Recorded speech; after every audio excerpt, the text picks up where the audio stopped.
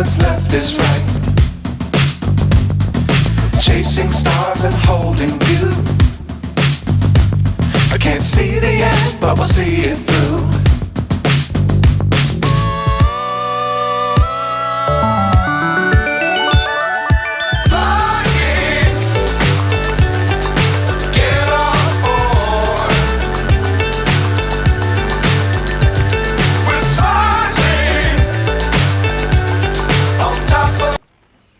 This project is definitely शक्तियों का मेला है.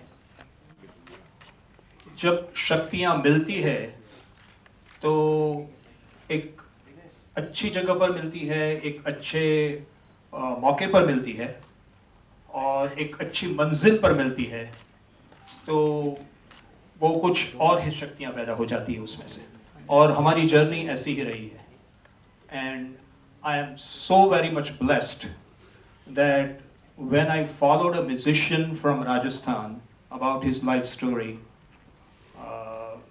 and when I understood him, a very, very eminent Kamaicha player, and had put a lot of research behind it, then I wrote this story and became more inspired to go into the community and find out कि क्या है उनमें संगीत के बारे में, music के बारे में, और फिर भी उनका जीवन क्या है.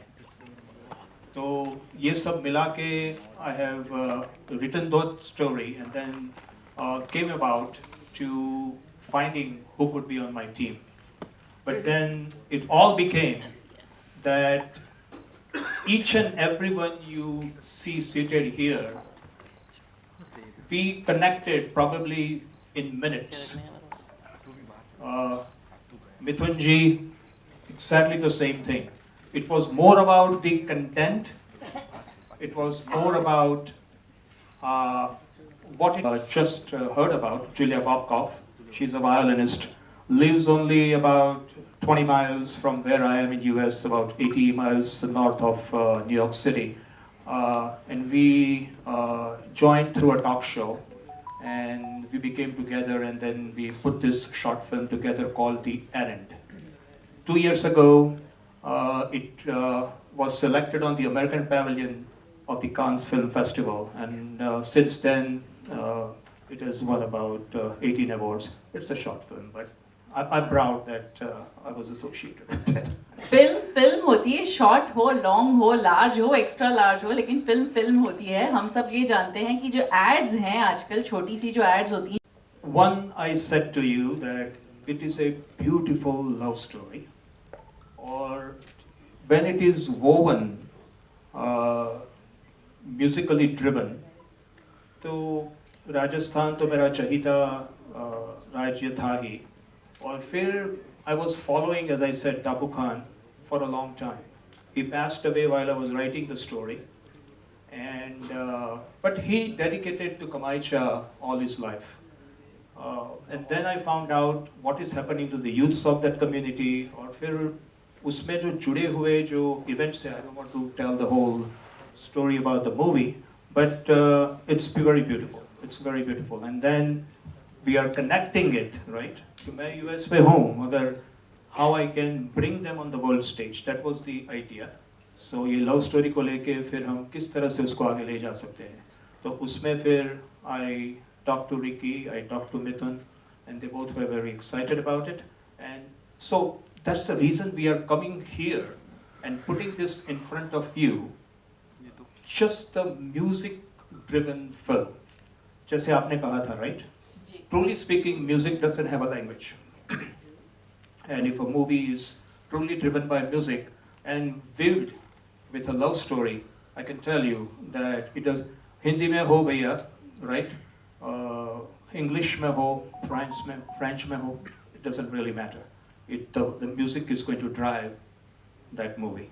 And one song which we are doing, just to answer your question finally, is about bringing all the string instruments of Rajasthan, right, who have beautiful history more than 300 years.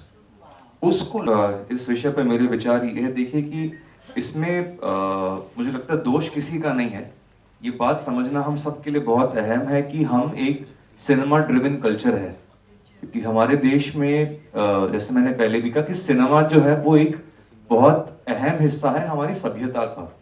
हम सब बड़े हुए हैं, जो हमारे देश के जो बड़े बड़े एक्टर्स हैं, डायरेक्टर्स हैं, वो हमारे बचपन का हिस्सा है।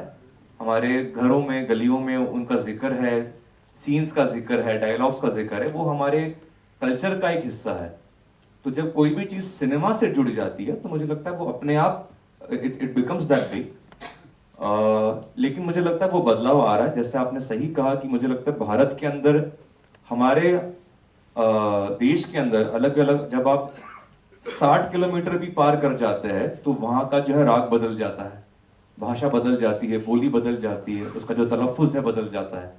तो जब इतना कुछ है इस देश में, मुझे लगता है ये एक जिम्मेदारी हर आर्टिस्ट अपने में उठाए, और मुझे लगता है लोग कर भी रहे हैं। बहुत सारे ऐसे लोग हैं।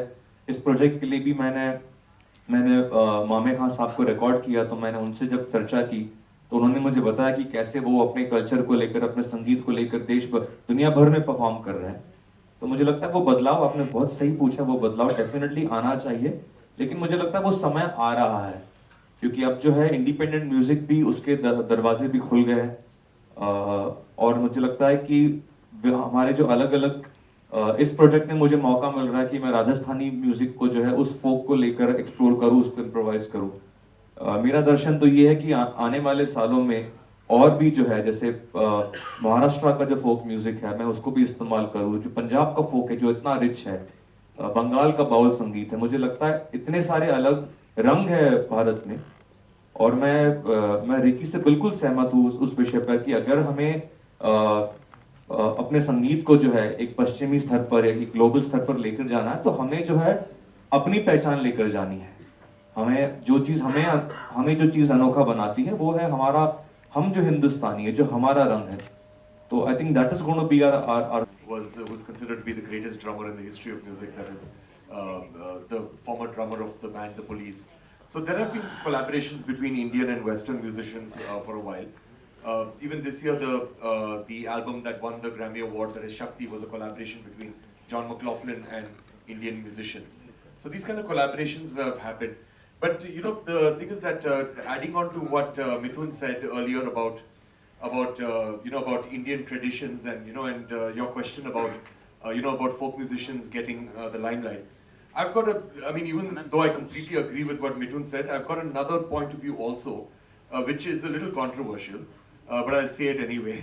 But the thing is that when a Bollywood musician and a Bollywood composer and a singer performs, outside of India, like let's say in New York or in New Jersey or in London or in Moscow or any place like that, then they are able to fill up stadiums, they're able to fill up complete auditoriums and get huge crowds and audiences.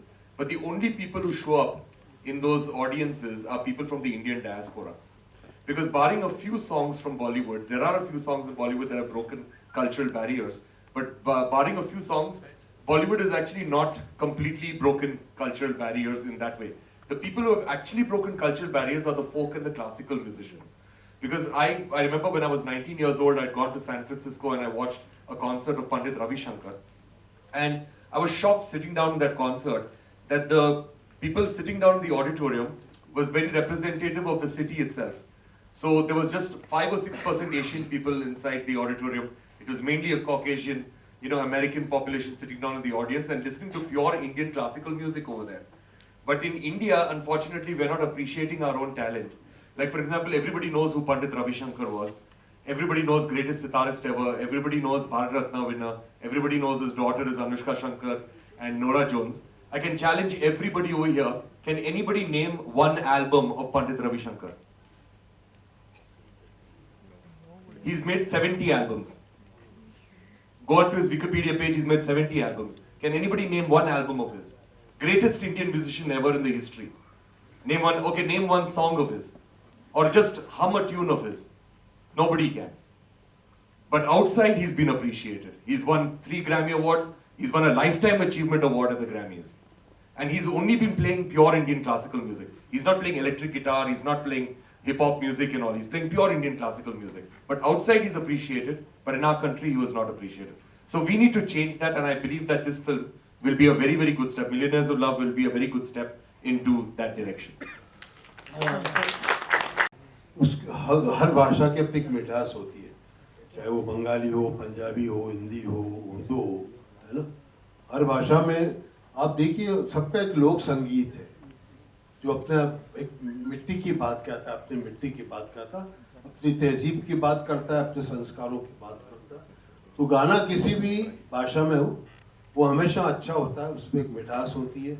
और जहाँ ताल्लुक आपने उर्दू का कहा तो भाई मैं तो उर्दू में ही लिखता हूँ, आपने मेरे गाने सुने होंगे, है ना। तो मगर मैं हर भाषा से प्यार करता हूँ। आप जो पंजाबी गाने कह रहे हैं, मुझे बहुत सारे पंजाबी गाने पसंद, है ना। मेरा एक गाना तो गुरु रंधावा ने भी गाया है, तो बढ़िया है सब। हर भाषा की अपनी मिठास है, मोहब्बत है, और हर भाषा का एक संगीत बनना चाहिए, उसका गीत बनना चाहिए। सर, आपको लगता है कि उर्दू जो है वो कम होती जा रही है बॉलीवुड से? जी, आपको लगता है उर्दू जो है कम होती जा रही है बॉलीवुड? नहीं, देखिए हम जो भाषा आप और मैं जो बोल रहे हैं ना, वो एक हिंदुस्तानी भाषा है, उसमें सारी भाषाएं शामिल, हिंदी भी है, उर्दू भी है ना। एग्जैक्टली आज हम लोग क्या बोल रहे हैं, उसमें सारी भाषा है ना, उस हाँ सब मिक्स है। मैं ये समझती हूँ गान को दुनिया में ले जाना है, राइट। तो आप देख रहे हैं अभी how much proud we are, और उसी को लेके हमें शायद राजस्थान से कलाकार न मिले, मगर और भी कलाकार जिन्हें ये पूरी स्टोरी लाइन पसंद है, हमें सामने से फ़ोन कॉल मिल रहे हैं, और I am very blessed for that. तो हाँ, हम सभी जगह से लेंगे, और शायद आपने एवी में देखा है या पता नहीं है मुझे, मगर दुनिया की सबसे बहुत अच्छी कैरोलाइन कैम्पबेल करके वायलिनिस्ट है। ये ऐसा होता है कि जब हमारी पैशन देखते हैं और म्यूज़िकल जर्नी देखते हैं, तो उन्हें सामने से लगा हो जाता है कि Mukesh, I want to be with you, you know, kind of a thing. We have not discussed anything, right, just based on the content. I got a call just a few weeks before I came here from a Hollywood producer. तो बोले हमारा नाम रख दो। मैं बोला हम ठहरो, हम बात करते हैं, right? I want to see how you want to get involved. So हम सभी जगह से लेंगे, मगर हमारा जो कंटेंट है वो भी सोनी यूएसए को भी इतना ही पसंद आया है। और अभी ज़्यादा मुझे कहना नहीं है, क्योंकि हमें कुछ ब्लैक एंड वाइट में अभी कुछ हमने किया नहीं उनके साथ।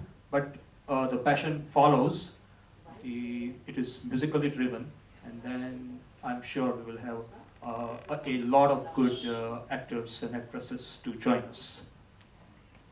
My question अभी मैं शहर में हूँ, बट हाँ मैं अपना गाना जरूर सुनाना चाहूँगा, कभी शाम ढले।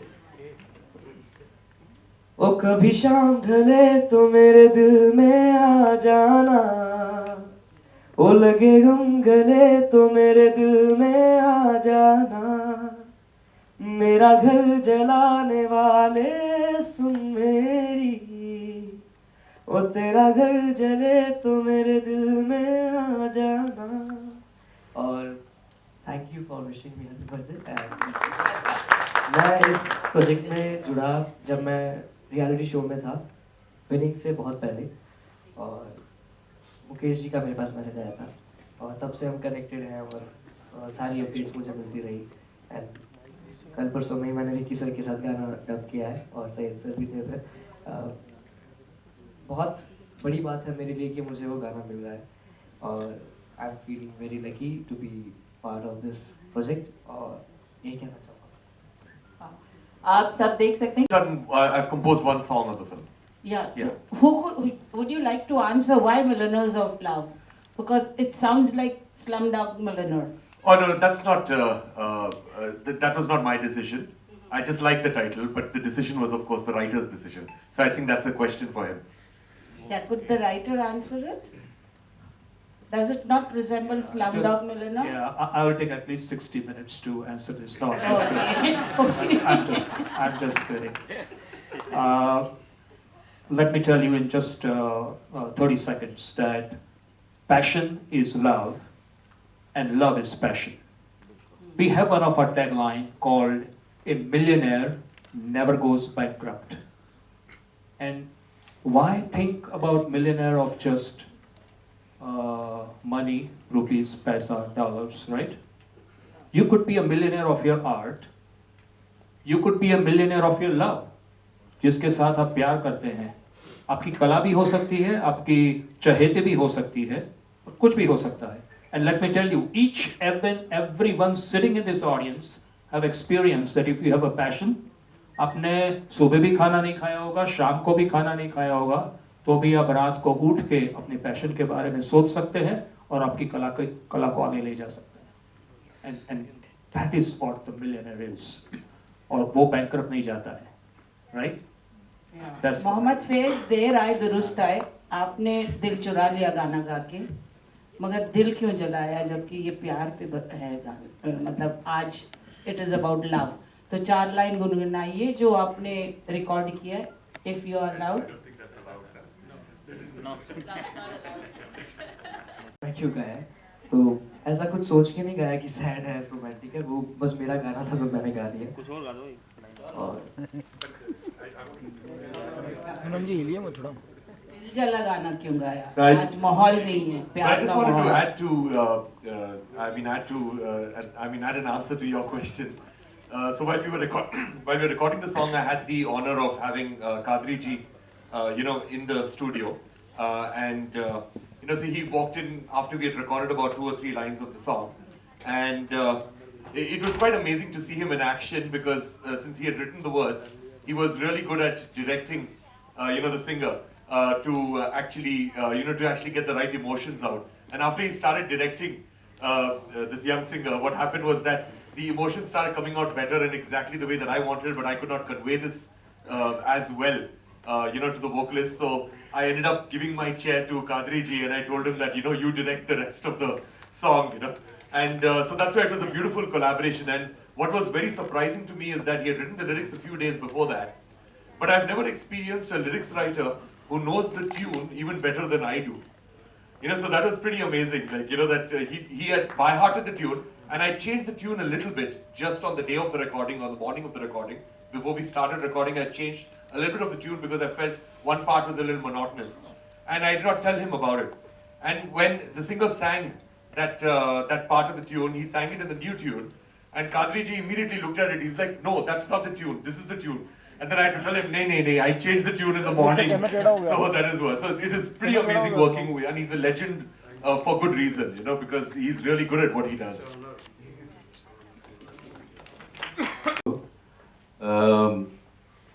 एक्चुअली बहुत कम लोग ये जानते हैं कि मैं जयपुर का रहने वाला हूँ, राजस्थान से जुड़ा हूँ. मेरी ज़िंदगी का एक बहुत अहम और बड़ा हिस्सा जो है वो जयपुर में गुजरा.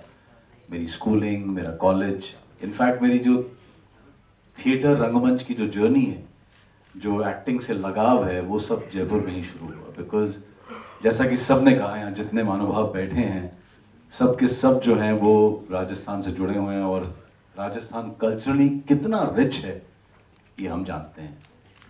तो जैसा कि कादरी साहब ने कहा कि होता है ना कि आप जहाँ पले बड़े हैं, जहाँ पढ़े लिखे हैं, वहाँ से आपका एक नाता हमेशा रहता है.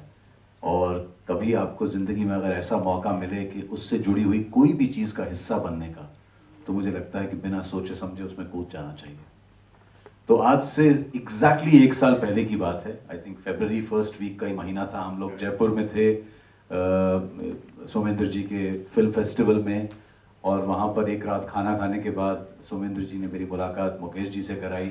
और वहीं डाइनिंग रूम में बैठे बैठे मुकेश जी ने मुझे पूरी कहानी सुना डाली इस फिल्म की. और मुझे सुन के लगा कि कुछ तो बात है इस कहानी में. ऑब्वियसली इन्होंने म्यूज़िक की जिक्र किया, और मुझे याद है उस वक्त मिथुन और रिकी का जिक्र उस वक्त भी हो चुका था, 1 साल पहले भी. सो जब मुझे पता चला कि ये इस तरह की एक फिल्म बनने जा रही है और म्यूज़िक एक इम्पॉर्टेंट हिस्सा बनने जा रहा है, और जो कैरेक्टर्स इन्होंने मुझे सुनाए, जो कहानी सुनाई, और उसी रात को हमने शायद अपना ईमेल आईडी एक्सचेंज किया, और जब मैं सुबह उठा तो मेरे मेल इनबॉक्स में पूरी की पूरी फुल स्क्रीन प्ले था फिल्म का, और मैंने भी मौका नहीं छोड़ा और लगे हाथ उसको फटाफट पढ़ लिया और इमीडिएटली इनको मेल पे रिप्लाई कर दिया कि sir I am going to be part of this film whenever you gonna start. थोड़ी बहुत हमारी बातचीत होती रही है, और फिर फाइनली आज हम यहाँ मिले और मुकेश जी का मेल आया कि हम आज ये अनाउंस करने वाले हैं। मैं आपको एक बात कह सकता हूँ कि म्यूजिक तो बहुत ही बेहतरीन होगा, because it's a musical film. Music जो है वो कहानी का एक बहुत बड़ा हिस्सा है, लेकिन जो किरदार मुकेश जी ने क्रिएट किए हैं, जो कैरेक्टर्स हैं, जिनकी ये कहानी है, जिनकी ये जर्नी है, वो इतने अर्दी, इतने रियल हैं कि आप उनको जब देखेंगे, उनकी जिंदगी को में झांकने की कोशिश करेंगे इस फिल्म के थ्रू, तो आपको लगेगा कि यार ये तो हमारे आसपास बहुत सारे ऐसे किरदार हैं जो हमें देखने को मिलते ही रहते हैं। तो मैं तो बहुत खुशकिस्मत मानूंगा अपने आप को कि इन सब के बीच यहाँ साथ आज बैठा हूँ, और इनके द्वारा जो क्रिएशन होने वाला है उसका मैं एक हिस्सा बनूंगा, एक छोटा सा इंस्ट्रूमेंट बनूंगा उस कलाकृति को आगे ले जाने के लिए। So once again thank you everyone, thank you Mukesh ji, and thank you Somendra ji for introducing me to Mukesh ji. Thank you. प्रणाम करता हूँ, आपका आभार मानता हूँ, आप समय निकाल कर आए। मैम, आपका जो प्रश्न है उस विषय में ये मैं कहना चाहूँगा, देखिए मुझे इस साल जो है 19 साल पूरे होते हैं बतौर हिंदुस्तानी संगीतकार। मेरी पहली फिल्म थी 2005 में, जिसका नाम था जहर। तो जब हम देखते हैं, मैं अपने सफ़र को जब देखता हूँ, चाहे मैं जहर की बात करूँ, अनवर की बात करूँ, इनफैक्ट जहर में शहीद कादरी साहब मेरे साथ थे, अनवर में मेरे साथ रहे, बहुत सारी फिल्मों में हमने साथ काम किया। लेकिन जब मैं फिल्मों की अपनी बात करता हूँ, चाहे जहर हो, मर्डर 2, आशिकी 2, कबीर सिंह, तो मैं देखता हूँ कि जो चीज़ हमारी सभ्यता में एक बहुत लोहे का काम करती है, वो है हमारा संगीत। हमारे जो भारतीय सिनेमा का इतिहास भी रहा है, अगर हम 50वीं दशक की भी बात करते हैं, तो हम देखते हैं कि चाहे हम सी रामचंद्र साहब की म्यूजिक की बात करें, हुसन लाल भगत राम की बात करें, लेटर ऑन शंकर जयकिशन, राज कपूर साहब का music, Laxmikant Pyarelal and all the greats, हम देखते हैं कि एज अ सिविलाइजेशन संगीत जो है वो हमारे नस में बड़ी गहराई से बसा हुआ है। तो मैं यही सोच रहा था कि ये जो सफ़र मेरा रहा है, इस देश ने, हमारी फ्रेटर्निटी ने, आप सभी लोगों ने, हमारे सुनने वालों ने मुझे बहुत कुछ दिया है। पिछले 1-2 सालों से मैं इस ताक में था कि मैं अब कुछ संगीत के लिए, मैं कुछ अपने देश के लिए, मैं कुछ अपने देश की मिट्टी के लिए कुछ करना चाहता हूँ, और एक अलग दिशा भी इख्तियार करना चाहता हूँ। ये बातें मेरे जहन में चली रही थी, और तब मुकेश जी से मेरा संपर्क हुआ, उन्होंने मुझसे वार्तालाप किया, और उन्होंने मुझे अपना दर्शन बताया, और मुझे ये बात बड़ी अनोखी लगी कि ये जो पूरा जो कहानी कही जा रही है, ये संगीत के माध्यम से कही जा रही है। राजस्थान, और आप सभी का स्वागत है, और जो सब पूरे वर्ल्ड वाइड देख रहे हैं उन सभी को थैंक्स। आपने पूछा कि ये प्रोजेक्ट जुड़ने से या कैसे जुड़ा हुआ, और सबसे पहले मैं शुक्रगुजार हूँ सभी पूरी टीम का कि राजस्थान, और आप देख रहे हैं डायस पे जितने लोग बैठे हैं उनकी जड़ें राजस्थान से जुड़ी है। तो मैं बताऊंगा नहीं, पर एक एक करके सब अनवेल होगा। अभी तो रिकी भी बताएंगे, सभी बताएंगे कि कैसे हम राजस्थान से जुड़े हुए हैं। और मुझे बहुत प्राउड फील हो रहा है कि ये प्रोजेक्ट जब मुकेश जी ने करीब कोविड टाइम 2 साल पहले हमने शेयर किया, और उसके बाद हमने रिसर्च किया इसको, जैसलमेर, बाड़मेर, पूरा मांगनियार कम्युनिटी, उसके बाद में हमने पूरी इसकी स्क्रिप्ट रेडी हुई, फिर हम अनूप जी और जितने भी लोग हम हैं हमने बात किया।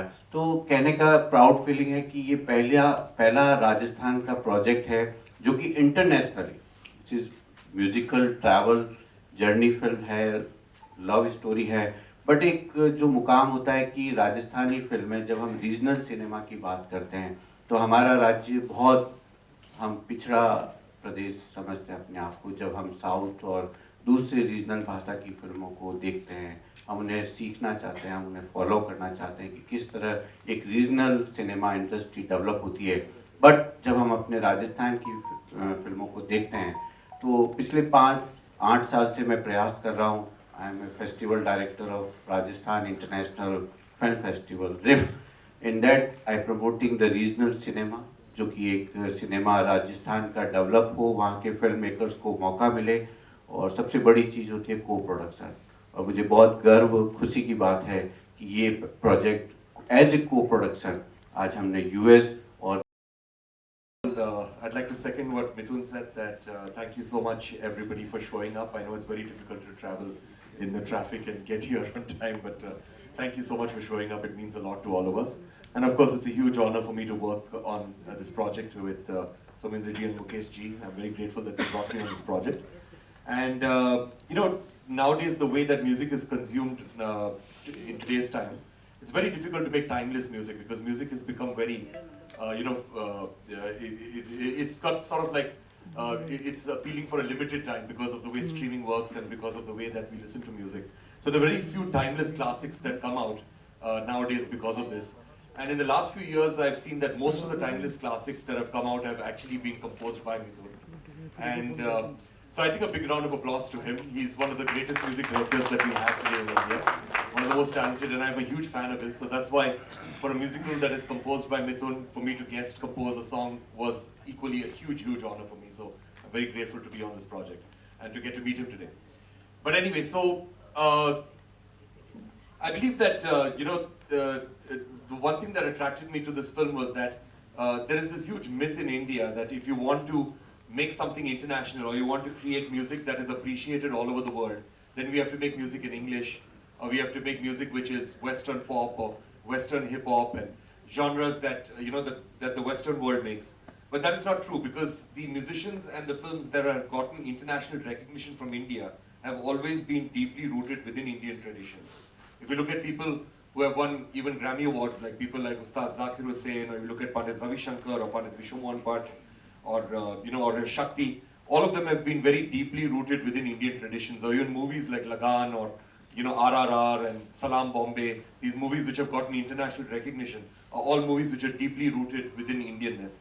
So that's the beauty of this particular movie of Millionaires of Love, that it's deeply rooted within Indian culture. And of course, for me it was a return back to my roots, because my father is from Rajasthan and I've never been very connected to Rajasthan except for performing a few concerts over there in the past. So this was my opportunity to connect with my roots and connect with the Manganiyas and the folk musicians of Rajasthan to create this piece of music for Millionaires of Love. So very grateful to be over here and very grateful to be a part of this gathering. Thank you. पहले तो मैं media का शुक्रगुजार हूँ कि आप लोग हमको सुनने आए हैं.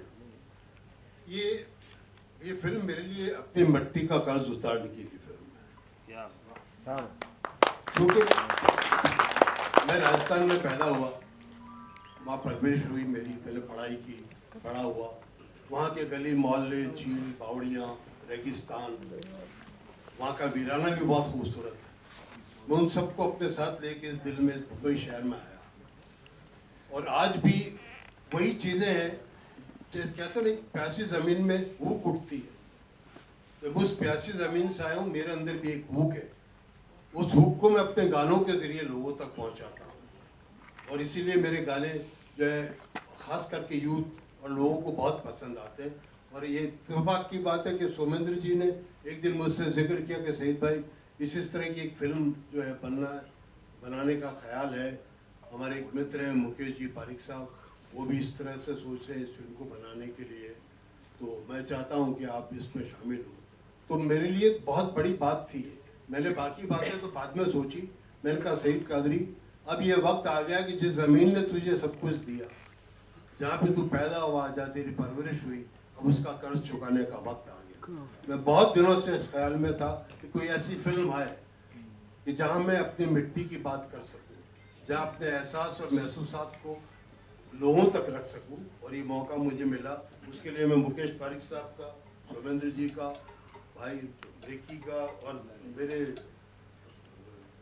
दोस्त कह दें इसको, मेरा बच्चा कह दें, मिथुन के साथ काम करने का मौका मिला. और मैं इसके लिए तहे दिल से मुकेश जी आपका एक बार फिर से और सोमेंद्र जी शुक्रगुजार हूँ इस मौका देने के लिए. और जहाँ तक शायरी की बात है, देखिए शायरी आपके आसपास होती है, सिर्फ आपकी नज़र की बात है, नज़रिए की बात है कि आप उस पोइट्री को कैसे देख पाते हैं या नहीं देख पाते हैं, ये आपके नज़रिए पे डिपेंड करता है। मतलब मसलन मैं समझाऊँ, आप जो कह रही थी गीत के बारे में, तो एक छोटा सा एग्जांपल देता हूँ मैं आपको कि जब मैं कॉलेज में पढ़ता तो खिड़की के पास बैठा करता था अक्सर, और उस खिड़की के बाहर से कॉलेज में बहुत सारे नीम के पेड़ थे। तो जब पतझड़ का मौसम आता था तो पत्ते गिर जाते थे और उन पत्तों का एक ढेर इकट्ठा करके उनमें आग लगा दी जाती थी, उन्हें जला दिया जाता था। तो मेरे जहन में एक मंजर आया कि मैंने उस पर एक गाना लिखा जो जिस फिल्म में भी यूज़ किया गया बाद में, कि मेरे ख्वाबों का हर एक नक्श मिटा दे कोई, मेरे ख्वाबों का हर एक नक्श मिटा दे कोई, सूखे पत्तों का बचा ढेर जला दे कोई। तो पोइट्री आपके आसपास है, सिर्फ देखने की जरूरत है, उसको महसूस करने की जरूरत है। बस मैं इतना ही कहना चाहूँगा, उम्मीद करता हूँ कि आपकी दुआएं हमारे साथ रहेगी और ये जो प्रोजेक्ट हम लेके चले इसमें ज़रूर कामयाबी मिलेगी। Thank you so much. करीब 2 हफ्ते पहले सैयद कादरी जी और मिथुन से एक जूम मीटिंग की थी, तो उन्होंने मुझे यही कहा कि आपकी पैशन को देखकर मुझे ये लगता है कि ये रुकने वाली ट्रेन नहीं है। तो मैंने उनको ये भी कहा कि सारी दुनिया में एक ही चीज़ पर टैक्स नहीं लगा जाता है, वो है सपना। तो सपनों पे टैक्स नहीं है भैया, और सपनों को कोई कैद भी नहीं कर सकता है। तो we are very committed with a expected cast number 1। हम जरूर उनको इस फिल्म में इस तरह से लाएंगे कि जो सच में इस टीम के साथ जुड़ सकते हैं और अच्छी तरह से जो हमें drama, musical drama weaved in a love story and a musical, वो करना है, वो हो सकेगा। 60 to 70% of the movie will be filmed in Rajasthan. We are expecting about 10 or 15% in Indonesia, and then remaining about 10% in Los Angeles or some parts of US. But we are very hopeful that this team is going to grow, and हमने जैसे बताया कि शक्तियों के साथ शक्ति मिलती है, तो ये अणु से अणु मिल के एक बहुत बड़ी शक्ति पैदा होती है। तो उसी तरह से ये आगे चलेगी। तो क्या करने वाले हैं, लेकिन उनका कॉन्फिडेंस इस चीज पर है कि इस फिल्म का जो आधार है वो संगीत है। तो ये जो दर्शन है और ये जो संगीत के प्रति एक मनोबल है, एक कॉन्फिडेंस है, ये बात मुझे बहुत अच्छी लगी। और मैंने यही देखा कि हम जब फिल्मों की बात करते हैं, संगीत की बात करते हैं, आज भी हिंदी फिल्मों में हम यही बात करते हैं कि अगर म्यूजिक जो है लोगों से उसका जो है वास्ता बन जाए तो फिल्म की जो ओपनिंग होती है बहुत मजबूत हो जाती है। इसका मतलब संगीत एक इतना मजबूत माध्यम है। तो मैं एक ऐसी फिल्म से जुड़ना चाह रहा था जहाँ पे मैं इस संगीत के जरिए और रंगों को पेश कर सकूं और अपने संगीत को एक नया चैनल दे सकूं। और फिर मैंने देखा कि जो कहानी है ये राजस्थान से जुड़ी हुई है। जैसे सोमेंद्र जी ने बताया कि जो लांगा कम्युनिटी है, मांगणियार है, उनके संगीत को मैंने बहुत सुना और मुझे लगा कि इस रंग को जो है, अगर मैं भारत का वासी होने के उसका प्रतिनिधि करता हूँ तो बड़ी खुशी की बात होगी। तो उसको लेकर और सईद कदरी साहब की पोइट्री को लेकर जो हमने एक्सप्लोरेशन किया है, हमारा इंटेंशन यही है कि हम भारत के इस संगीत के दुनिया के प्लेटफॉर्म तक लेके जाए, जैसे रिकी कर रहे हैं। इन्होंने हमारे देश का नाम गौरव बहुत बढ़ा दिया है। हाल ही में मेरा जो गाना था सनम रे, जो आप लोगों ने सुना है, उसकी एक धुन इस्तेमाल की गई थी एक गाने में जिसका नाम है वूपटी, जो बिलबोर्ड हिप हॉप पे नंबर 1 पे जाके बैठा, और वो एक हिंदुस्तानी धुन पर आधारित है। सनम रे एक हिंदुस्तानी धुन है। तो मुझे लगता है कि पूरी दुनिया जो है तैयार है कि भारत से जो संगीत आ रहा है उसके लिए, भारत के कलाकारों के लिए, भारत के संगीतकारों के लिए, और यही सही समय है जब हम अपने झंडे को और अपने क्रिएटिव बातों को एक ऊंचे स्तर पर लेके जा सकते हैं। तो मुझे लगा कि मुकेश जी का जो दर्शन है, सौमेंद्र जी का दर्शन है और कादरी साहब मेरे साथ में है, तो मुझे लगा ये सही समय है इस फिल्म से जुड़ने के लिए। और हमने जो शुरुआत की है वही इतनी खूबसूरत है कि मैं बहुत ज़्यादा एक्साइटेड हूँ इस सफ़र में हम आगे कैसे बढ़ते हैं। Thank you.